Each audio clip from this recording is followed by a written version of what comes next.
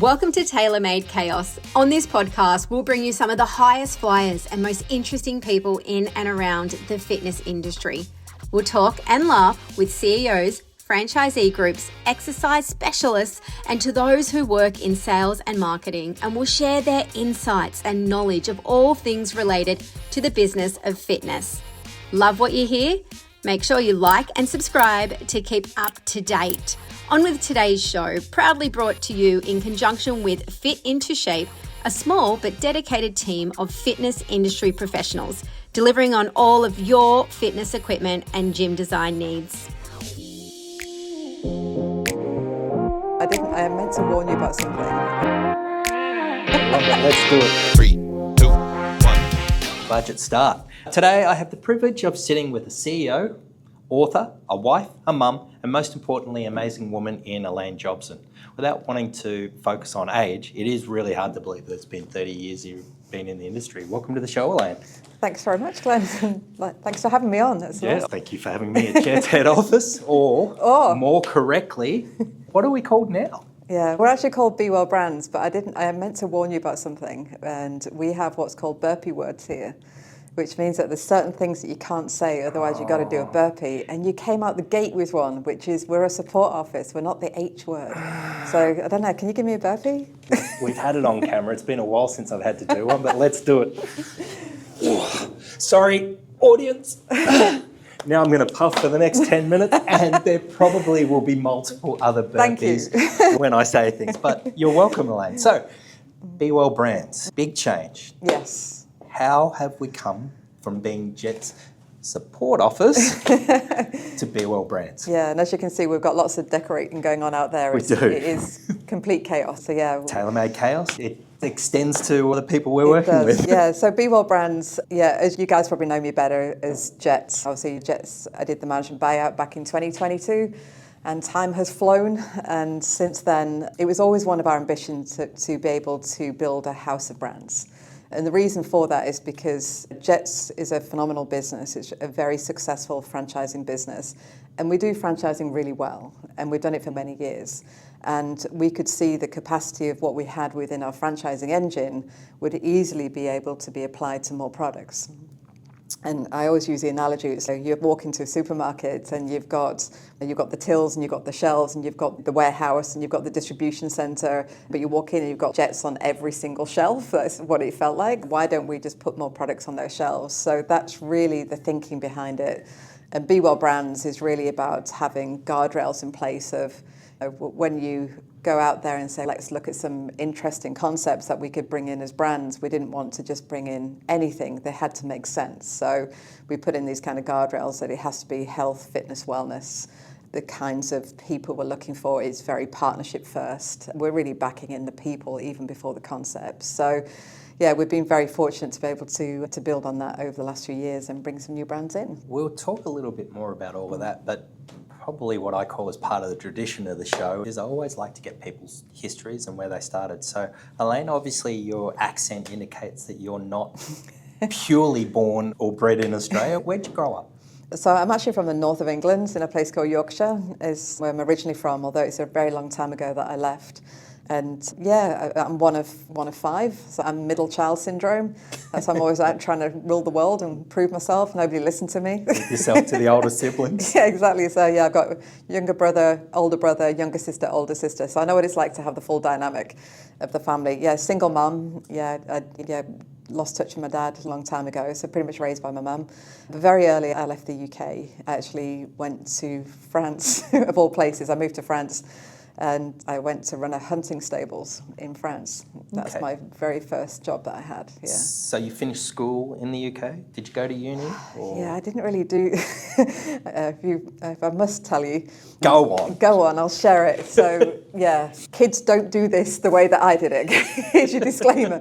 Yeah, I hated school with a passion. Absolutely hated the place. Couldn't get out of there fast enough. I think my attendance rate of my last year, which was my mandatory year, was about 50%.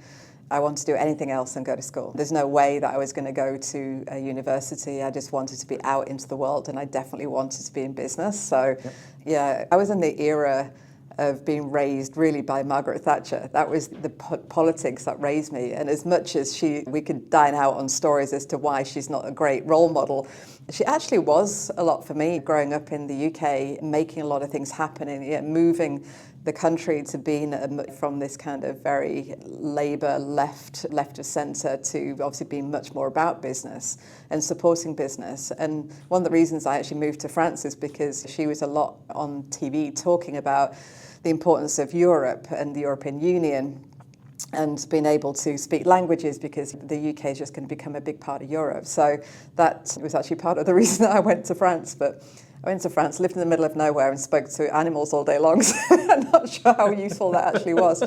So a hunting lodge, what? Yeah, it's a weird one. How do you... this is the whole point of this show. Yeah. I would love to hear people's stories and how they got to where they are. A hunting lodge is not where I thought this story would start. So I've always had horses all my life from being very little, and it was the one skill that I had is I did pretty well with show jumping and things. So I could ride and I wanted to go overseas, so I applied for a job for a huntsmaster in France. And this is actually the only female huntsmaster that has ever been in the whole of the history of France. And so I thought, that sounds great, I'll go and work for her. So my job was, she had a big chateau that she lived in with her husband. He was an architect who worked in Paris. And she had a number of horses and hounds, as they call them. And my job was to look after her horses. It was to keep the horses fit. And also, in fact, I passed my driving test. One of the requirements of the job was to have a driving license, and I didn't. So I thought, there'll be a bit of time between getting a job and being able to get a driver's license. So I actually got the job, then had to go and obviously get my driver's license. And then I actually failed my first test, and I was going out 2 weeks later. So I had to very quickly sit a second test, complete pressure, had to pass it. And then when I arrived, literally like 3 days after I'd completed this, I got my driver's license, I had to drive a 7.5-ton wagon with 4 horses in the back on the wrong side of the road. It was, they were fun times. And different sort of stress tests, but early stress tests in your career. Yeah, totally. Yeah, but it was stag hunting that she was doing, and obviously I get it. I wouldn't go and do that now. Times have changed for sure, but it was a lot of fun, and I learned a lot, and very far outside my comfort zone. Yeah. Very cool. So obviously that is a long way from the fitness industry. Where did you go to from there, and does it bring you into fitness, or you had no visions of being in health and fitness at that point? Apart from always being active, and there really wasn't a fitness industry, to be honest, back then. The only gym that we had in town would have been like a council facility. So when I came back from France and had to get a job, I just needed to get any kind of job. I just happened this is back in the UK. Yeah, this is now back in the UK, and I just landed this job where it was on a high street in the town. And it was called Shape Up, and it was a gym. It had a gym and it had a beauty spa as well. And I say spa in the lowest sense of the word. No, let's talk it up. They were ahead of the time. And it was a women's only facility as well. And I just got a job there. And back then, you didn't have a membership consultant and a manager and somebody on reception. You just did everything. So this is just a guy who was a bit of a bodybuilder who had seen the opportunity for women's fitness, opened up this facility and needed somebody to work in it. So I just started as on the desk. And then what I found is fascinating is that, and I only realized this when I look back, this gym, you walk into it and then you go down some concrete steps, and underneath in the basement was where the gym was. And it was like concrete floors, dodgy fuzzy carpet, like no cardio. We had one exercise bike. All the machines were really heavyweight machines because that's really what we had available back then. And we had a tiny little aerobic studio, and in there it was like concrete floors. And honestly, we were all teaching classes, and it's whoever's shin splints were the best that day who got to teach the class, because doing those on those concrete floors wasn't good for us. But the piece of the job that I really fell in love with is that I would always gravitate back to being on the front desk and sitting there, and because it was glass frontage. And I would watch these ladies walk past on the way home every night and kind of look in, and then you'd see them come back the next day and look in, and then sometimes they'd go through the door and then they'd lose confidence. And so when somebody walked into the place and kind of plucked up the courage I knew that I had this kind of moment in time to help them get on a healthier path and really get an opportunity to achieve the results they wanted to achieve. So I inadvertently fell into sales because that's selling, and I didn't really know that to be selling, but I ended up always being upstairs on the desk and not really that bothered about showing people how to use the PEC deck one more time. So that's how I went into sales, and it was just one day I was like, I really love this bit, like just hanging out with these ladies and convincing them about joining the gym.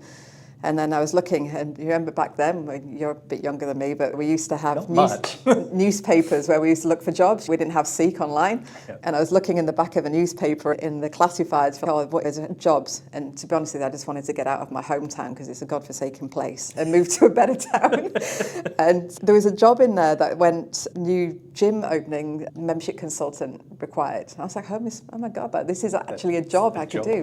Yeah. And that's how I did it. So I applied for that job, and it was down in with Virgin? No, this is a place called Lady and Leisure, and it was an entrepreneur who had started a gym chain, and he had one open in Edinburgh, one open in Glasgow, and he was opening the third one in Leeds. And I started with him in Leeds, and yeah, he was a fascinating guy. Yeah. He was often used in my book as my challenging boss. But yeah, I learned an awful lot from him, and that's where I went into a sales role within the industry, and I effectively stayed in a sales environment for a long time within that. But yeah, we grew that business from the 3 that I started to, we went to about 26, and my job was pre-selling.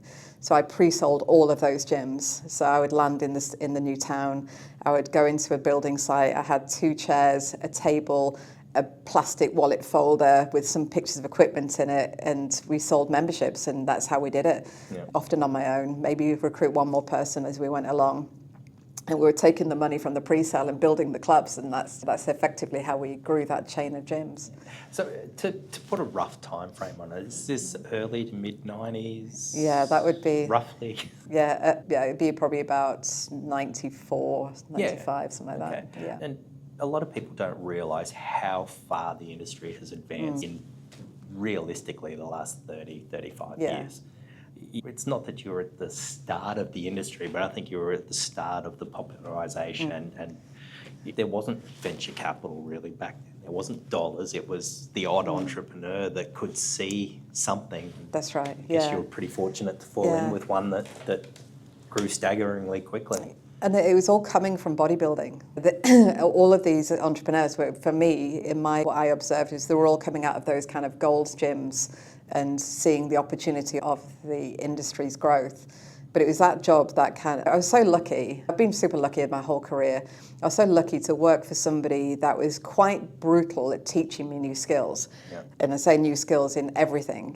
Selling. We were selling memberships, and we had 27 scripts. And I can still recite you those scripts today because he absolutely hammered them into us to the extent that it was almost like we were so slick at selling the memberships, we became really good at it. And we didn't have direct debit back then. We were selling annual memberships, and I might get them in 2 post-dated checks, but that was it. We had to be very slick at what we did and have that kind of care factor for the prospect and really work hard to convert them over to the gym membership. So I'm really grateful for that because I feel like I still use those skills every day. Yeah. What's interesting, obviously, we touched on the book briefly and you touched on it just before.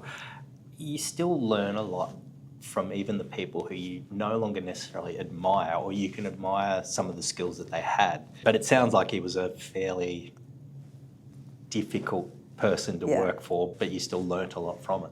Yeah, he was really difficult. He was a kind of short Scottish guy.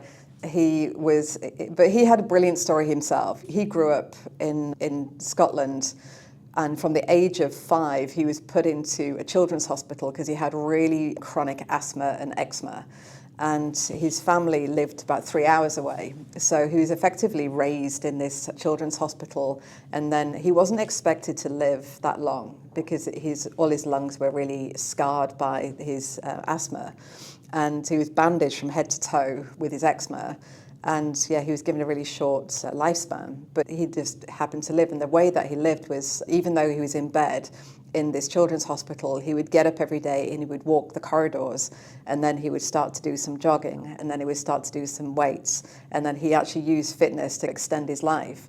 And so when he got effectively kicked out the children's hospital when he was 17, and he had nowhere to go. So he just moved to the city and moved to Glasgow, and he went to work in a gym. And he was actually at the Marriott hotel gym that he worked. And he started in that gym, but he was really a great believer in exercise and how it can change your life. And it was one day he was in the gym and he was looking out the window, and there was a building on the opposite side of the road that had a to let sign outside, and he went, oh, that would be an awesome location for a gym. So he went and found the agent for it and said to the agent, okay, I'm here on behalf of the Marriott Hotel, and I think this would be a perfect location for us to extend our gym, because our gym is very busy and we're looking for a new location, and this is going to be perfect. And he continued to meet with this agent and obviously showing him business plans and showing him all of these things. And then eventually, obviously, it got to, okay, you need to sign a lease. And he went to the agent and said, I'm so sorry, but the bosses have decided not to proceed with this location. I feel really bad. And in fact, I feel so bad about it, I'm prepared to leave and do it myself. And that's how he opened his first gym. And then the next weekend, he put an advert in the paper saying special open days, come down and join the gym. And he got there, and he had a building site, 2 chairs, 1 table, plastic wallet, and he started to sell the memberships. And that's how he literally got started. And you got to respect that. Absolutely. Yeah. Yeah. So difficult character, but potentially, yeah, you can see where certainly a lot to learn. And I guess you can see why he inspired you to work with him to grow to that sort of 26 that you said before. So you stayed there for a while, but then something else came up as an opportunity, I'm guessing. That's right, yeah. I was there for a few years, and it almost became like a cult because a lot of people couldn't tolerate his style of leadership. But it became like a battle for me that I had to have that resilience. But there did get to a time where I felt like I wanted to go and do more, and I wanted to move to London in particular. And that's just when Fitness First was starting up. So Fitness First at that point only had a few gyms around. I didn't know them as a brand, but I had the opportunity to go and work for Fitness First, and obviously for Mike Balfour, who's the founder. There wasn't that many of us at that time working in the company, but the success formula of what Fitness First was back in those days in the UK, it was a game changer. It was the first gym to make fitness available to kind of everybody in reality. As in, you had a lot of kind of the council facilities, and you had a lot of kind of premium, almost like country club style facilities, but nobody was really meeting that middle market. And the Fitness First concept of what it was back then, which is quite different to what is here, was just unbelievable. I mean, we were opening a club every 4 days. Wow. So put that in perspective, and that's not franchising, that's corporately opening them. I don't think a lot of people know really the history of Fitness First. I haven't seen any books. Or some of the brands like World tell their heritage, Golds tell their heritage, Jets tell their heritage very well, but I don't think Fitness First from its early days, I have never seen or heard the whole story of how they started in the UK, went to South Africa. So maybe you can shine a little bit of a light on that. Yeah, sure. Yeah, so Mike Balfour is an accountant by trade, actually. And he'd been working in the Middle East, and he had been working for somebody who had a lot of leisure businesses, and we saw a bit of this trend of fitness and high-end health clubs being opened, and thought, oh, that's great, but there's obviously an opportunity for this middle market option. So he came back to the UK. He went and took over a bankrupt squash club in the south of England and converted it into the concept which was Fitness First. And what was quite unique about it, he was all about adding value. So when you think about a value proposition, he wanted to have such a solid weighting of the value on this side, so the perception of the price became really light. And so what he did was, and it was completely cutting edge, he created an environment where it was great equipment. So we had Live Fitness back in the day, then we moved to Technogym, but it was always really great equipment. The changing rooms were phenomenal. He really believed that people wanted something that felt really plush and premium. It had really good quality shampoos and conditioners and things like that. You'd have a juice bar, and it was all included in your membership. So you could hang out in the juice bar, and we had Coke and lemonade and everything on pump. endless amounts of that. We even had the DVD library behind the reception, which was a genius stroke, because back in those days, obviously everyone had the Blockbuster memberships, which were expensive. And to be able to come into the gym and I remember it vividly, you had your reception counter, the DVDs were behind, and they would come and give you a membership card over, and it would go into the cover, and they would take the DVD home with them. They just thought that was like mind-blowing. And I don't have to pay for this. No, it's all included. But of course they had to bring the DVD back. So that meant that kind of returning. It was the best retention tool that we ever had. That was the most genius thing about what they implemented with that, was it encouraged. We still talk today about how do you get people to come back and do multiple visits. There's nothing that kind of does that better than what that was at that point in time. Yeah, and people can understand it. DVDs, fitness, how does that work? Sitting on the couch, fitness, but we were just like, no, you deserve to do this if you come and had a workout. We had childcare facilities. So there was a lot of value. And so when people walked in and we were charging $29.95, I can still remember, $29.95, so £30, what's that, $60 a month back then. 25 plus years ago. That was a lot of money. That's right, yeah. People were just signing up. So it was really easy to sign people up. And obviously they flew. And because I was in so early, there was a whole bunch of us. Obviously, Kevin Yates, who's now running Snap. There's probably about the OGs, as we call them, the Fitness First OGs. There's half a dozen of us that kind of have now gone into running our own companies and brands and stuff. But we were the original lot that were given a lot of responsibility and had no clue what we were doing. So when there was a job to do, we just had to absolutely figure it out, because there was no training course, there was no blueprint, there was no roadmap. It was just a whole bunch of people that were just really excited about what we were doing, and we just had to make a plan. It's not a fake it till you make it, it's just make it happen. Yeah. I can remember as we were growing up, there was a time when I was senior in the business, and we'd floated the business on the AIM stock market, which is a small stock market in the UK, and we were finding that quite challenging because we were quite entrepreneurial, and obviously as soon as you go onto the stock exchange, you have to grow up and report and do everything all very properly.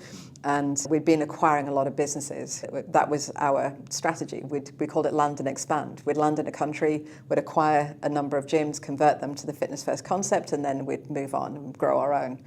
And we'd done this in France, where we'd bought a small chain of gyms. I think it had 7, and the performance of those gyms was not being great, and it was getting reported on. So we were all pulled into the office to say, what are we going to do? We need to sort this business out in France. And I remember everyone's looking around the table like, come on, somebody must be going off to France to go and do this. And nobody was making eye contact with Mike. And then it was just like, I felt myself volunteering, because I had the most French probably amongst anybody else, because I'd lived there, and they're saying, he was like, yeah, okay, I'll go do it. And I think I've always had a habit of taking on difficult roles. And it comes from advice I was given once, which was, wherever you go, just make yourself useful. And I think this is where I could be actually quite useful. I speak a bit of French, and I can go and help figure sales out at least. Yeah. So that I went off to France to do that, and just because I did that, I became the European sales director, and before I knew it, I had 5 countries. So That's how my career took off, because I was given these massive opportunities by great leaders who, just had trust in me and faith in me. Yeah. I think that device is pretty important for people to take on board, is whatever you do, be useful, because maybe you don't know what it is that you're going to do, but there's still something that you can do that's going to add value. Yeah, it is, and I've actually done it all the way through. I do like to take on a challenging business. I like to take them on when there's some issue there, because you can feel you really get your hands dirty. But whenever you just land in a business, you just look around, because the thing that you've been told to do might not be the thing that you could really make the biggest impact with, when you know what your skills are. And I say, if you can land in a business and fix one of its biggest problems, then you become very valuable very quickly. So, yeah. So you went to European director, then how did you get down to, I think South Africa was the next move. Yeah, I bounced a bit around Fitness First, ran the women's division for a while, I was managing director of that. And then Mike, who I'd been working with for a decade, and we'd gone through a couple of private equity changes over of ownership. Yeah. I think I pretty much left the same day he did. I decided that I wanted to go and do something different. As often happens in life, these things aren't always a measured plan that you execute perfectly. Yeah, I just got a kind of phone call on a rainy Tuesday afternoon of a headhunter saying, I'm looking for somebody to to work in Virgin Active. Would you be interested? And so I was like, hell yeah. It's like, yeah, that's exactly what I'd love to do. So yeah, we had an exciting conversation about this opportunity to work in, obviously, Virgin Active for Richard Branson. He owned the company at that point, and so it had some challenges, but they were really looking to put a really solid team together. And I think I got all the way to the end of the phone call before I actually asked. She goes, "Do you want to know where it is?" And I was like, "Oh, yeah, like, where is this role?" She went, "Oh, it's in Cape Town, South Africa." And I was like, "Yeah, I'm pretty sure that's like the murder capital of the world, isn't it?" Wasn't in quite a high esteem as what it is now, but it's still got a... It was pretty out there, because obviously you'd only been less than a decade out of apartheid, so there was still a lot going on. So yeah, so I went home, and obviously my very understanding husband, my daughter was not even one, I think, at this point, and saying, "How do you feel about moving out to Cape Town?" And yeah, thankfully he's always been very supportive. I was going to ask, where did Ben fit into the picture? How did he come along? Was this during the fitness first time? Was it completely out of there? How did you two meet? Yeah, no, we met. He was working for Fitness First. In fact, he recruited me. We weren't together while we were working together, but yeah, he recruited me, and it's probably the first and only time I've ever been late for an interview. So I was trying desperately to get from Yorkshire down to London for this job interview, and yeah, thankfully he's one of the most patient people I've ever met. He didn't leave me, as I probably would have done. But yeah, I've just been able to get him to agree to employ me, and then, as I say, we worked together for a little bit. He was the regional business manager for London. I was regional sales manager. That's the kind of roles we had. But then, yeah, as I progressed into my career and went off to different parts of the business, that's when we actually started dating. I think we had our first date was in Hyde Park, roller skating or something. So you ended up moving down to the UK. You took your 1-year-old daughter, and Ben followed in suit. I don't know if I want to say that he followed in suit, but he obviously came along with you. How was that period? I mean, obviously, a massive change in your life. Yeah, it was. The first of many, but... Yeah, that's right, yeah. So, yeah, obviously, we moved to Cape Town. We didn't really know what we were heading into, and I didn't actually know that much about the business when I look back then, because I was just really excited to work for Virgin. I'd so admired Richard Branson through all the years. Being a child of the 80s, I was raised on Richard Branson. I read all his books. I had the credit card. I listened to the radio. That was fangirl. I was a total fangirl. Yeah, I love it. And if anything, had Virgin on it. And so I was just going there to actually selfishly learn how to do this Virgin thing, because nobody else that I can think of has been able to really successfully cast the brand across so many varieties of products and still been able to nail it as a culture and a brand identity. And I thought that was genius. So I was like, I want to learn how to do this. I think brand is something that is now spoken of very actively, but you go back 25, 30 years ago, even in typical marketing, I don't think the value of the brand was as well understood, but that was totally visionary, right? I think he was the originator of the value of the brand. Yeah. Some of the antics that we'd call marketing now, but I think it was just incredible, and you must have learnt so much in that period. Yeah. So when I got to Cape Town and I arrived with my kind of fanfare and balloons, they're going, yeah, teach me everything Virgin. It was only when I arrived and I went into day one, I walked into the lobby of the offices, and it was packed. There must have been 40, 50 people, all obviously waiting to get into the lift, and there was these 2 lifts going up to the offices above. And I remember distinctly being told in my email, this is where to go to the lift, go to the 5th floor, this is who you're meeting. And being like this buzz of activity in this lobby, and everybody's hyped for the day, and I'm stood in front of the lift that says 5th floor. And so then the lift door opens, and only I step in and nobody else comes in behind me. And I'm like, that's weird. Like, why is not everybody else getting in? But this lift only went to the 5th floor. The other lift that everybody was waiting for went to other floors 1, 2, 3, 4. Wow. And that was where all the kind of workers were. The 5th floor was the executive suite. And I thought, oh, that doesn't feel very Virgin. That feels a little bit strange.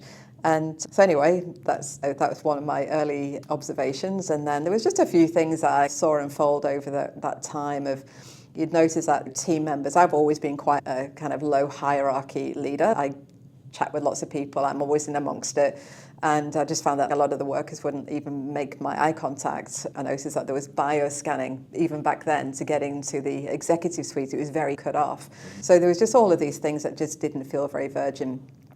And then I started to realise that once I met some of my peers. Okay, I get this now. So what had happened was Richard had acquired that business. That was an acquisition. It wasn't an organically grown up virgin business. And it had a very interesting and checkered past. And I'm not sure whether you're familiar with the Health and Racket story of what happened. Look, parts, but I'm sure a lot of people are. Okay, we knew of Health and Racket as a company back in the UK. It was a bit synonymous because it was known for being a very aggressive sales engine. It had big rooms in the big gyms with big, what we call centres, full of commission-only led salespeople that were going onto the streets and cold calling and cold selling lifetime memberships for a sum of money. And obviously big cash was coming into these gyms. As I say, there were beautiful gyms, big swimming pools, lots and lots of these kind of lifetime memberships being sold. Anyway, long story short, the people that owned these gyms were taking the cash out of the country and effectively embezzling the money out and sending it overseas. Ironically, a lot of it came to Australia, which is a big no-no in South Africa, who's always trying to manage the currency. And obviously the rand has a lot of challenges around the valuation of the rand. So then they were famously there's like a dawn raid that happened, 4 a.m. All the directors were swept up by paddy wagons, shoved in the back, taken off to jail. And that's how the company went into liquidation. So it's all closed down. The receivers went round putting sheets of paper on the front door saying that business is closed down, and there was 700,000 members. Wow. And 5,500 employees that effectively were going to lose their jobs overnight. So there was a plight of trying to sell this business. And at Fitness First, which is where I was working when this all happened, we were offered that business for sale, and we were actually quite a ballsy company. We'd go and buy things other people wouldn't, but we took one look at it and went, we're not brave enough to do South Africa. But what we did buy was Australia. So there was already about 10 or 20 gyms open here, and we bought that. And obviously Tony DeLead was involved in obviously being founder of that with Mike Balfour. And that's how the brand came in from Fitness First UK to Australia. And so that left the South African business with nobody was interested in buying it because it was just so volatile, and because it'd all been cash driven, there was no real value left in the company. So it became quite desperate, and a lot of those workers were people that were just living in townships, living hand to mouth, feeding the family, often the only breadwinner in their family. And so Nelson Mandela, who was the president at the time, he got involved. He heard about what was happening, and he was the one that managed to get in touch with Richard Branson to have that conversation, which was famous because that whole... He called up, got Richard Branson's number, called him up, and I think Joan, Richard's wife, answered the phone and wasn't sure it was actually the real Nelson Mandela, and ended up panicking and running with the phone to Richard and handed Richard the phone, and he was naked in the bath at the time. And he ended up cutting a deal with Nelson Mandela on the phone while he's naked in the bath. And in fact, that whole image we captured in a mural on our club when we opened a club in Soweto, which is where Nelson Mandela was from. And we put it as a mural on the wall because it was such a brilliant story. But that's how Richard got into the gym business. And as much as Richard took on the company, and he sends in Virgin management and the Virgin teams from the UK, and they come and they give out the books, and this is the culture, and they put everybody in the uniforms, and they change all the branding. Over time, Richard kept hearing these stories about some of the kind of culture issues that were going on there. There were strange things going on. There was kind of everything from club managers would be able to lie detector test their team members if they didn't believe they were telling the truth. Wow. It's a real thing. They had a line item in the P&L for it.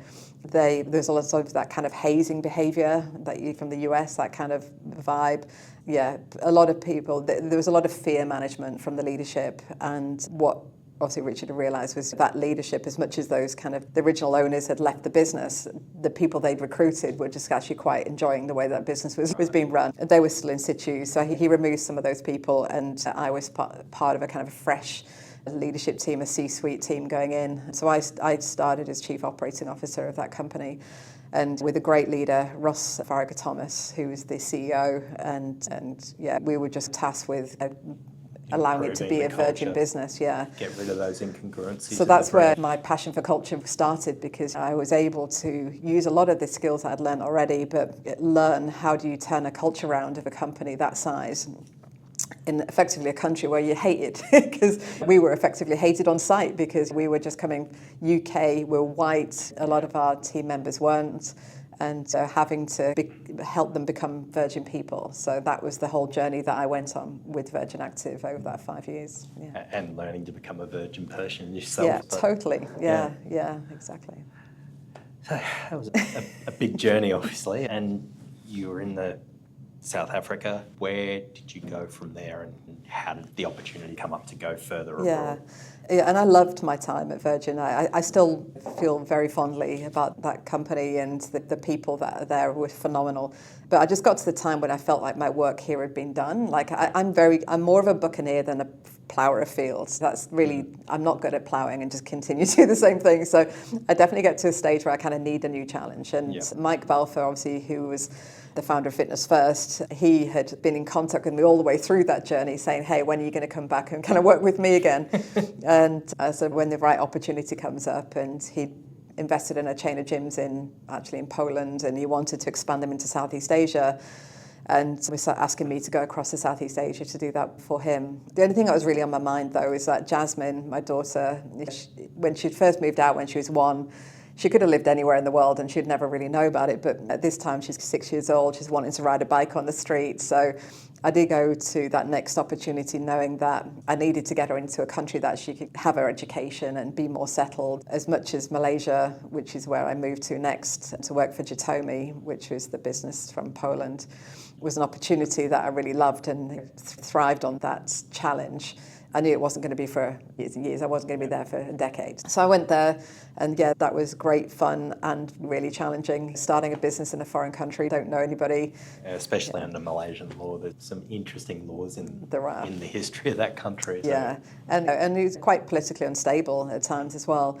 But we also made life even harder for ourselves because we had our office in Kuala Lumpur, and obviously we were opening gyms there. We did the same in Jakarta. So we're actually equally opening the same amount of gyms in Jakarta. Wow. Which is another level, yeah, as we know. That's another. But it's an amazing experience. But I was really feeling the pull of needing to get my family into a place. So we decided it was between Australia or Canada, and we were trying to choose which country to go to, and I think Jasmine picked Australia because she liked Bindi.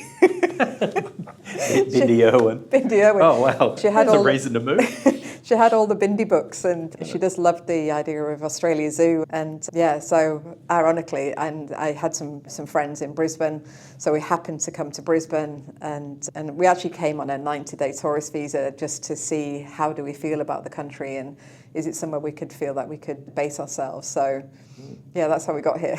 Yeah. So you landed here, no job. No. Tourist visa. What were the next steps? So once I was here, I was like, okay, what do I really want to do next? So I looked at a few different things. I thought I might try a different industry, but this industry does have a habit of kind of pulling you back in, doesn't it? It does. It's a hard habit to break. Yeah. And I just happened to have the opportunity to meet with Brendan Levinson, who is the founder of Jets. Yeah. I actually didn't know what Jets was when I first got to here, and I thought I'd better go and have a look. And I'm like, what the hell are these things? They look like little hotel gyms. I come from Virgin, obviously, with big, 40, 50 people working in them, and 2 swimming pools and massive facilities, to Jets. And Brendan at the time was looking for somebody to partner with and to help him to get the business that had been growing so fast. Jets were opening a gym every week at that point. And roughly what were the numbers when you came in? Yeah, it had been, I think they were heading towards, if not over 100 at that time. And so there was scale in numbers, not necessarily in size of club, but... That's it, there was definitely scale in numbers. And Brendan did a phenomenal job of kind of navigating it through that really steep growth period. And his values of who he is still live in the business today. It was something I was very keen to kind of protect and preserve for him. But as happens when a business is growing fast, different leaders come into the business. And I think he felt that some of the leadership that had come in and put in some great systems and brought in a lot of franchising discipline, there'd been a bit of a collateral damage to the culture. And so he was looking for somebody that actually understood how to build culture and how to maintain it when you're scaling. Because anybody can do culture when it's 5 of you around a table, but trying to do culture when there's 1,000 of you is a very different situation. So That's where we connected, was just really on that. We both had a passion for the industry and for culture and for Virgin, because Jets is red because he loves Richard Branson about as much as I do.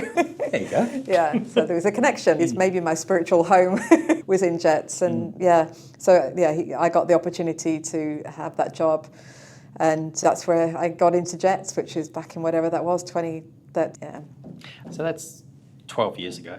There was obviously a lot of stuff that went on with FLG acquiring the group, and I probably don't want to do a huge amount of coverage on that because I think people kind of know all that. But obviously, I think the most interesting thing was when you got to the management buyout. So talk to us about how that came, because that to me is a massive thing. I don't think there's been a lot of that in our industry, to have a management group buyout.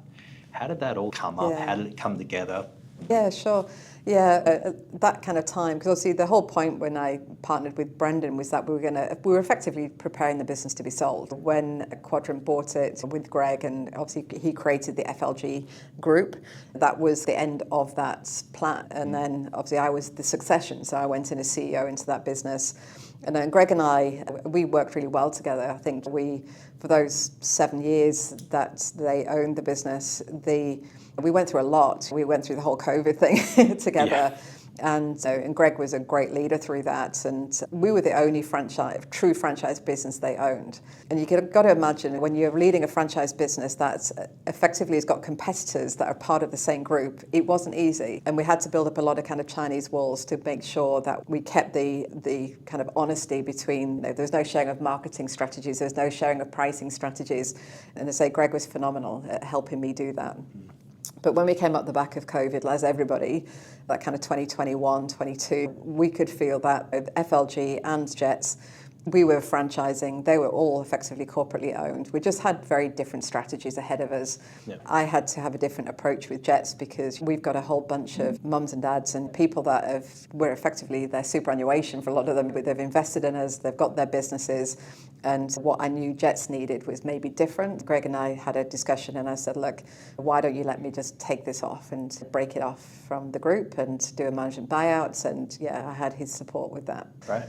Yeah, so whereas the catalyst started, but saying you're going to do something and actually doing something, two very different things. Obviously, capital needed to get raised. How did you successfully raise the capital to come up with enough funds to buy out the company? Yeah, actually, this is a bit of me. So I tend to go, yes, let's do that, and then go, oh, how am I going to do that then? One of those challenges that you talked about, yeah. Yeah, so first and foremost, I go to my network. So I had two amazing people that I knew would be able to give me some guidance as to how to do it. One is Shane Lawrence, who Shane and I have known each other for about 15 years. We'd met at an Ursa back in the day. He was a partner of a private equity firm based in Brisbane. And the other was somebody who was a friend of mine who had a big kind of finance, it's really a financing boutique house in London, done a lot of the financing deals for Virgin on big scale. So they were my two guys that I went to, and it was really Simon, who's in the UK. I kind of said to him, look, the things that are really important to me is that I think we need to be in private ownership. I don't think we should be in private equity ownership because I understand private equity ownership. I've been through that many times, but the nature of that is that obviously it needs to drive a performance and a result, and it's on a very short time frame.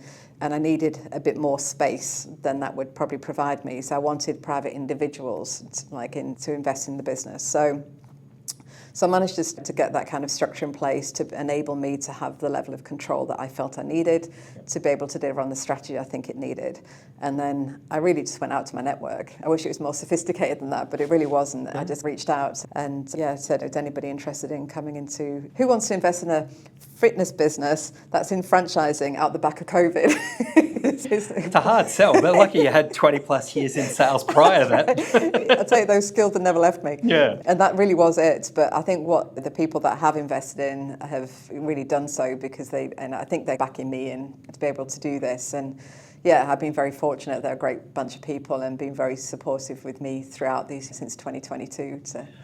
I think a big part of that ties into the book, that you potentially could have spoken to them and said about private equity versus private ownership. And I think a lot of that comes from culture, or I'm at least assuming that was a big part of why you wanted that as well, is not just the space, because there's obviously a pressure, but the pressure of private equity probably means it's harder to have the culture that you were founded on. And is that a right assumption? It is, yeah, because it actually talks back to the way I like to do business, which is this kind of concept of good profit.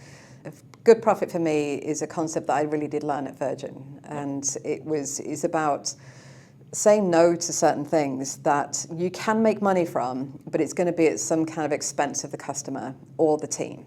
Yeah. And we're all faced with those decisions all the time as CEOs, where you can, it can do that, we can make a bit more from that and a bit more from that. But you have to sometimes step back and go, is there a bigger price I'm paying for these decisions? And shall I actually just leave that little bit on the table because I don't want to pay the consequence of what that would mean? And that I wanted to be able to bring into this business, because we had to build the business back up from, I say, post-COVID back to being its former strength. And I knew I was going to have to maneuver a few things to do that, and I needed the space to do it.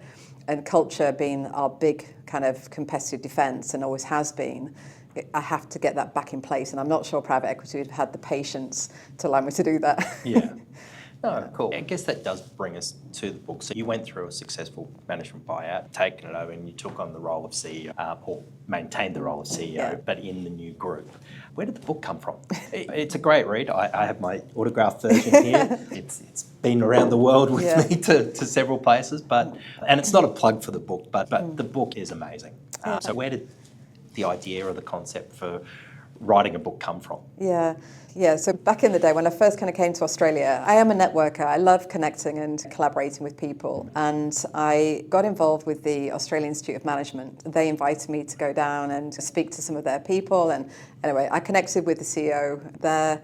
And over the years, we built a relationship, which was great because, he had great contacts and really helped me out when I needed connections with people. Because I was starting afresh in Australia. I didn't know anybody when I got here. Yeah. And it was actually him. He called me up and he goes, "Can you come down and have a coffee with me? I've got something I want to share with you." So I was like, okay. So I thought, this sounds intriguing. So I was like, straight in my car down there, let's have a coffee. I'll come tomorrow. And he was saying, it's going to be the 70th birthday of the Australian Institute of Management, and we're going to do lots of change off the back of it. And one of the things we're going to do is I'm writing a book.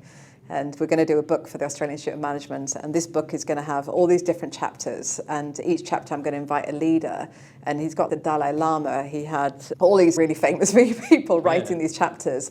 And I was like, this sounds amazing. Yeah, but where do I come into this? And he said, I want you to write a chapter for me. I want you to write the chapter on leadership. I was like, are you joking? He was like, no, I want you to write the chapter on leadership. And I was like, I'll give it my best shot. So that's what I did. So I wrote that chapter and in the book, and I felt quite intimidated because writing a chapter on leadership for the Australian Institute of Leadership was quite a big ask. Yeah. But I actually just wrote a lot of stories within it. And the people that published that book really loved my chapter and approached me and said, would you like to write a full book? And it's Leslie who is the publisher. And I said, that would be amazing because I've always wanted to somehow give back. And a lot of the people I've worked with over the years ask me for my resources and things. And that would be such an elegant way to do it, to put it in a book and then it's all done. And then about 4 years go by, as often happens with a book where you're making a few notes and then you get busy and I'm building the business and I just never got to it. And then COVID happened, and then he was like, I was just so busy. And then she kind of came to me one day and said, okay, this book that you're writing? She goes, I need you to actually finish it. And I think I'd written about half of it by this point. And she goes, and I suspect you're probably quite good on a deadline. So here you are, here's your deadline. I need the manuscript in by January. Otherwise, we're going to have to move on. And I was like, oh, goodness, okay. I need to write it. And the Christmas holidays were just coming up. So I had 3 weeks off over Christmas, and I effectively wrote the last half 8 hours a day over about 3 weeks. And that was how I got the book finished. And then these guys did a great job of the editing process, etc., to make it into what it is today. But I'm very proud of it, and it feels like it's a piece of me that'll live on. Yeah, we know each other relatively well. I read the book and I feel it like it is, in essence, it's you telling your stories. Yeah. But obviously, yes, it's been polished and edited and all of that, but I think it's authentically you, so kudos to you. Yeah, thank you. A few probably things to cover. We've got the B brand story, where we've got O Studios, we've got FitS, so I'd love to kind of talk about them. But before we do, I think, I'd love to ask about your health and what's happened over the last 12 months. Yeah, sure. And I guess those all circulate around the same time frame. So it's kind of surprising to hear these big changes with the health challenges that have been going on. Let's talk about your health and then we'll get back around to Be a Brand. Okay. Yeah, so it would literally be like a year ago, wasn't it? I'm trying to think about the date now. I wasn't exactly sure on that. I think it was just after Easter.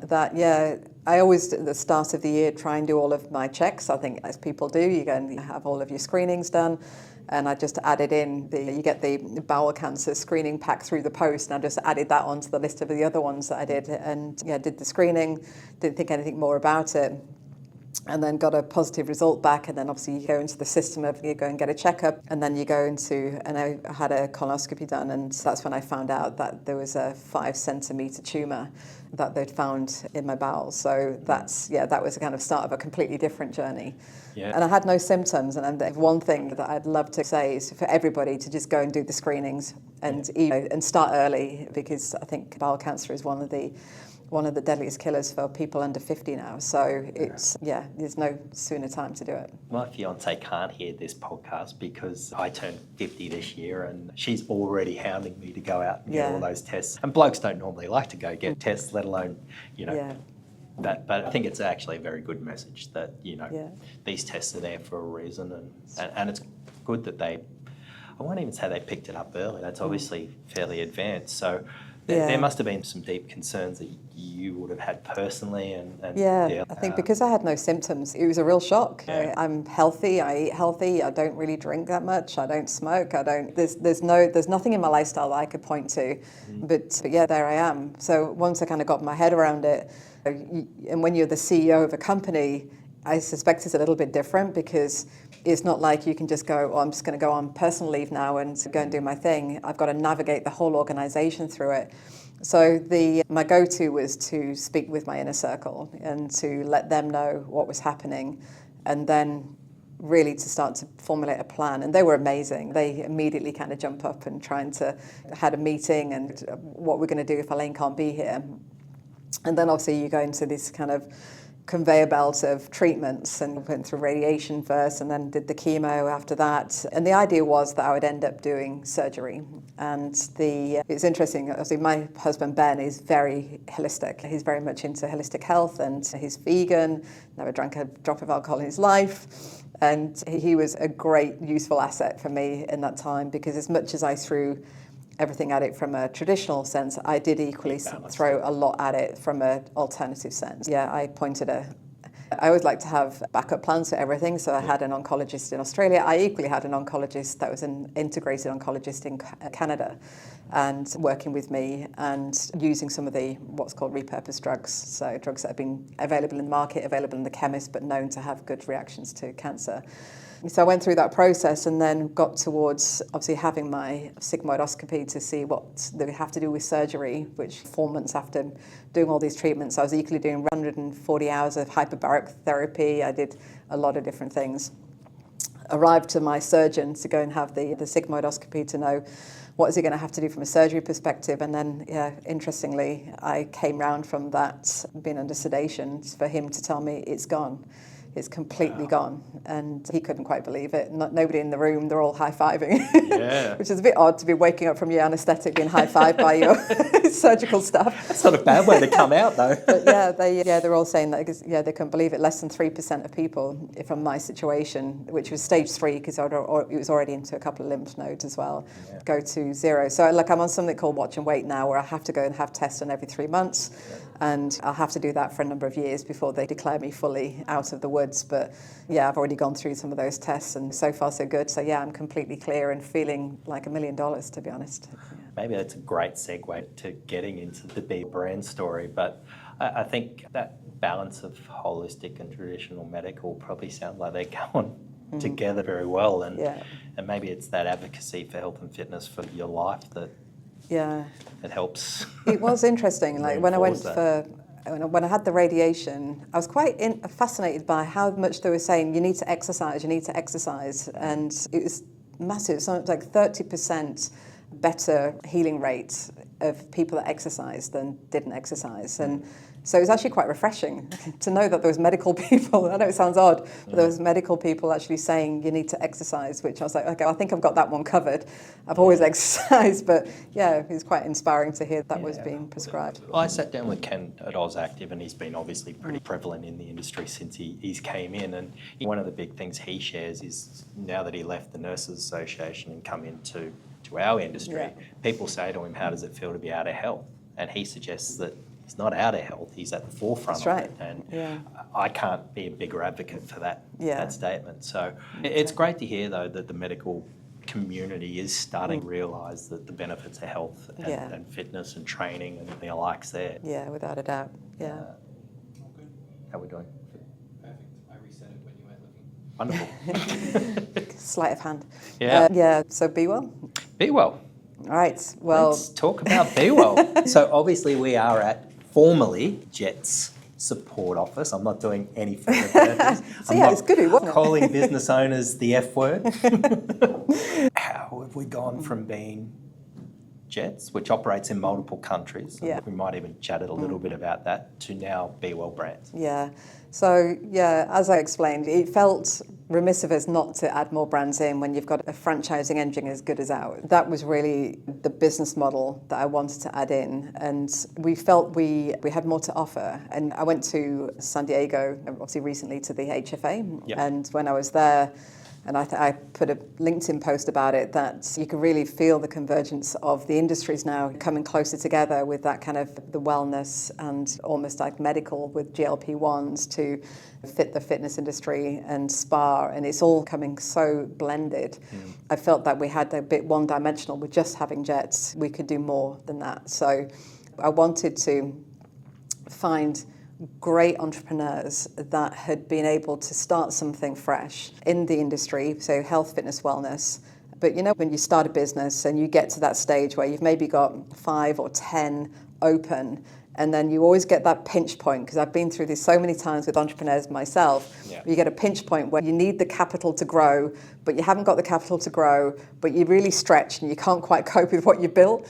And I wanted to be an opportunity for people that had got there to come and partner with us at Be Well Brands. So we do joint ventures. So I'm not acquiring these businesses, we're joint venturing them. And in a pretty equal partnership. And it's really about us taking in great entrepreneurs, leaving them the freedom to run that business as they really want to and to continue on that journey of growth.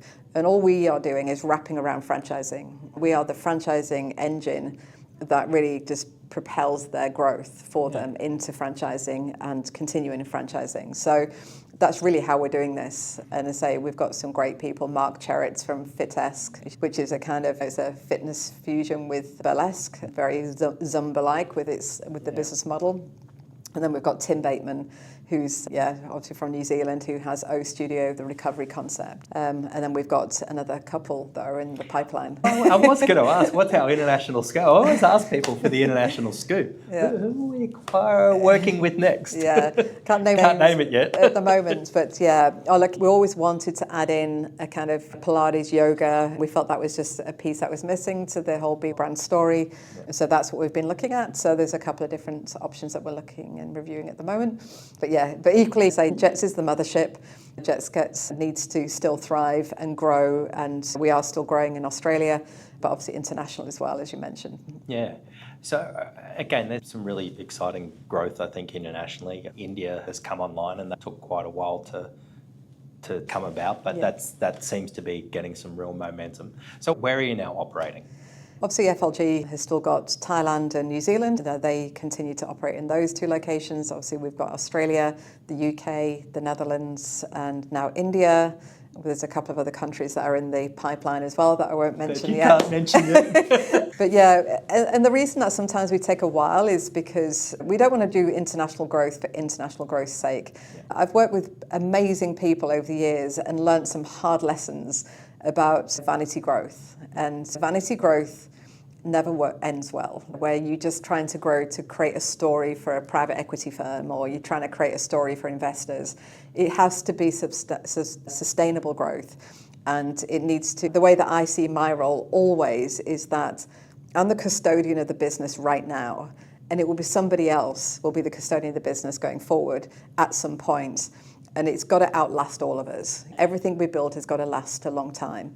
And that's the approach that I always have. When we find partners, we spend a lot of time making sure they're the right partner, and then obviously they've got the right platforms and growth. So for example, with our India team, they're corporately opening their gyms at the moment, but they have to operate them for a certain period of time before they can do franchising, because we want to make sure that it's sustainable. Yep.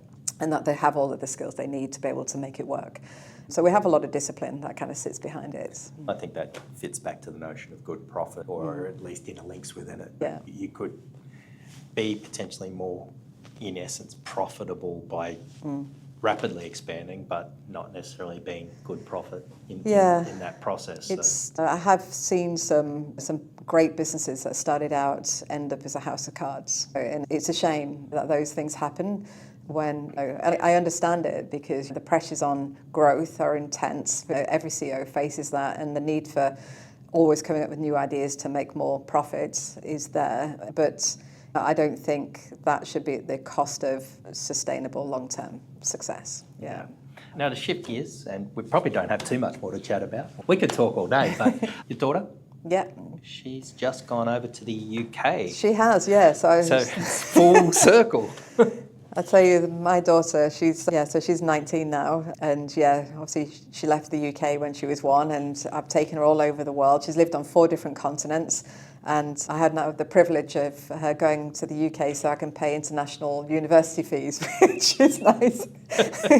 For if we'd have just stayed there. Maybe you need a little less good profit and just some profit to pay for that. Yeah. Exactly, yeah. No, she's gone to London. She's going to the University of Arts over there to study. She wants to have her own fashion brand. So that's what she's doing. Okay. And she's doing well? Yeah, she's doing great. She's loving life over there. Yeah, who doesn't I love London still. It's the best city in the world still. You get the best of both worlds. Yeah. You get to live here and visit there only when it suits. So, yeah. And what's Ben doing? So Ben, as always, is deep in fitness. He is a personal trainer and a practitioner of something called functional patterns, which is a very niche practice of fitness that I always say with Ben that I'll never invest in any of your ideas because there's at least 10 to 20 years off making actually a profit. They're so early, but it's a very interesting concept, this functional patterns. It's come from the US, but it's a way of training, which is all about training the body in a way that it moves naturally, is a pattern of movement. Yep. So, it's great. He's training me in that way, and I'm definitely feeling the benefits of it. But he's good. And obviously, as always, he's project managed me and Jasmine through all of my moves. It's always been my job that's moved us internationally, and he's always done a great job of doing all the things necessary to keep the family running. Yeah. I think that's part of the genius of how you've managed to do what you do, is having that support around you. So, you can't do these things alone, even though you're at the forefront of it. Yeah. So, Elaine, what else do we need to talk about? You've got no international scoops, or do you? Do you have something? International scoops. Yeah, there are definitely markets that we're more interested in than others. We are looking at interesting markets like South America, for example. Okay. We've been, I was going to travel to Mexico off the back of a San Diego trip, but there's a few challenges going on with the...